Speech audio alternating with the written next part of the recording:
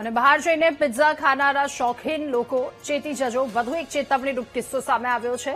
વડોદરાના માંજલપુર વિસ્તારના ફૂગવાળા પિઝા અપાયા હોવાનો આરોપ લાગ્યો છે. પીઝીતો પિઝામાં ફૂગવાળા પિઝા આપ્યા હોવાના આરોપ છે. ત્યારે ગ્રાહકે રેસ્ટોરન્ટ સામે કડક કાર્યવાહીની માંગ પણ કરી છે. વધુ માહિતી મેળવીશું. સંવાદદાતા માનુ આપણી સાથે ફોનલાઈન પર જોડાયા છે. માનુ, ગ્રાહકને કડવો અનુભવ, ફરી એક વખત વડોદરાથી આ પ્રકારનો કિસ્સો સામે આવ્યો છે. વડોદરાના માંજલપુર વિસ્તારની આ ઘટના છે. પીજીનો પિઝામાં ફંગસવાળા પિઝા પીરસવામાં આવ્યા.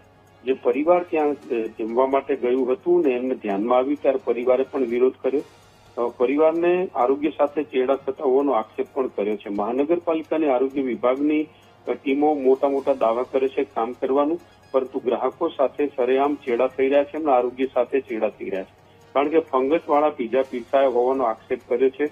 હવે જોવાનું એ રહ્યું કે પીજીનો પિઝા ઉપર વડોદરા મહાનગરપાલિકાની આરોગ્ય શાખા કેવી કામગીરી કરે છે, પગલાં લે છે.